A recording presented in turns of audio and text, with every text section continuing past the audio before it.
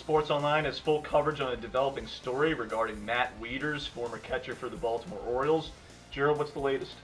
So, Matt Wieters, now a free agent, was picked up by the Washington Nationals for a 2-year deal.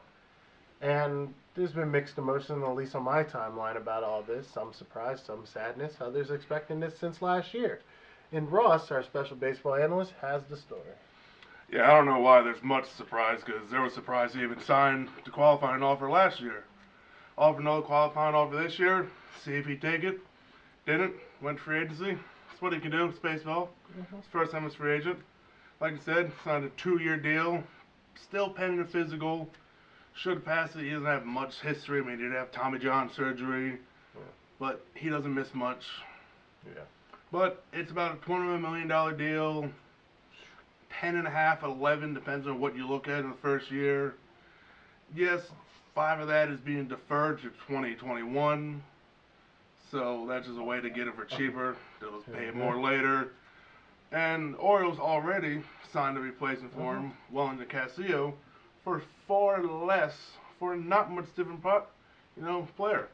Last year, he batted .264. Wieters, 243. Wieters had more home runs with 3 more, 17 to 14. But Castillo had more RBIs and a better on-base percentage. And in this lineup, when you got players like Trumbo, Machado, Jones, Davis, you just need to get on base. Another thing, Orioles have a 21-year-old catcher that they drafted in 2013 out of high school. He's already, in 3 years, made it up to Norfolk. Was playing 4 games there last year with 112 in Bowie. The year before that, 75 in Frederick, 20 in Bowie. 2014, he spent his whole year in Delmarva with 114. And his rookie year, when he got drafted, 31 games in rookie ball and 2 games for the Ironbirds. So already, after he got drafted, he played 2 minor league games. Wellington Castillo signed him for a 1-year deal for $6 million. See that? Even though they're deferring $5 million to Wieters, they have to pay that 2 years later. The year Wieters might not even be playing for him, because Wieters, he can opt out of that second year of his deal. Castillo, he can choose to have another year with the Orioles for $7 million with the player option. With that being the case, he's a better placeholder for Shane Cisco, who is their 21-year-old catcher, who most likely will start in Norfolk, most likely stay down there all year, unless he all of a sudden goes off and they need to get him up here. But we probably won't see him up in Baltimore until maybe September, when the rosters expand.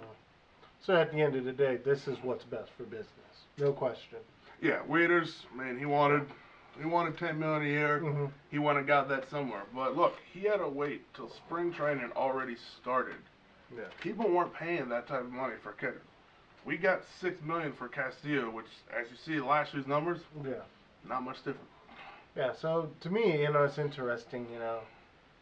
A lot of people, I've talked to a lot of guys at work, and I mean, like I said, there wasn't a lot of surprise. It was more like, oh man, this household name that's been a household name in Baltimore for years, now he's gone. Of course, funny enough, he's at the other side of the beltway, which is hilarious to me.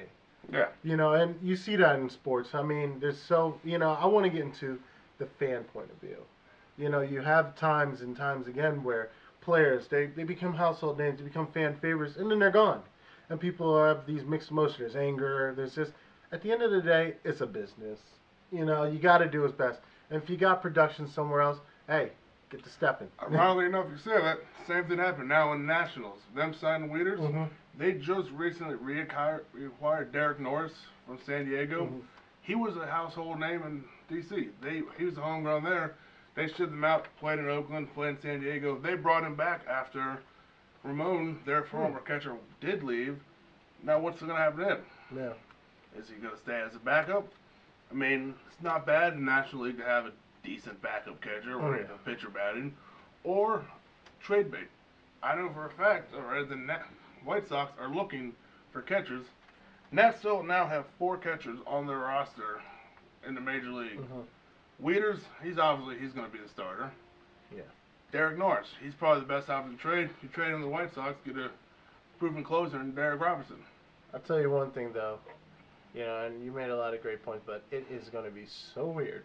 going to Camden Yards for that battle of the Beltway and seeing Wieters in red. That's gonna be weird. That's the only weird part. Like I said, I was surprised he played here last year. Yeah. Because when he and Davis both came up, we knew one of them were gone. Once Yeah. we signed Davis, we're like, ah, Wieters is Yeah. gone. This is how the Orioles do. This is how baseball is. He surprised us by signing the qualifying offer last year. We gave it to him again this year. He didn't sign it. Yeah, he wanted to go for the money, and that happens a lot in sports, you know. I mean, we'll cross sports and talk NFL for a second. Ed Reed did the same thing after that Super Bowl year. He wanted a bunch of money. Where'd he go? To the Texans. Then he didn't he go to the Jets for a little bit? And now he's in inequity coaching. Well, actually, is he even coaching anymore with Rex Ryan after he got fired? No. Yeah, he's not gone. coaching right He's now. done. Yeah, so, I mean, it's one of those things where it's like, but then you have players like Ray Lewis who took pay cuts. But, again, it's a business. At the end of the day, you got to do what's best for yourself. And for Matt Wieters, it's going to down $4.95 and being on the Nationals. So that's going to do it for this week's episode of Lit Sports Online. Stay tuned for next week. We're going to have some March Madness coverage. And make sure to click that subscribe button. Yeah, before we shut down, as a few of you probably know, if my viewers, I'm engaged. I just got engaged to my girlfriend. And I want to give a special shout out to my buddy Justin here, who helped me make the engagement video, and my boy Alex too, behind the camera. I want to give a good shout out to you guys. You guys made it a memorable night that we won't ever forget. Thank you. You're welcome. But don't forget to subscribe, comment below. Don't forget to follow us on Twitter. Follow the fun. And don't forget to stay tuned.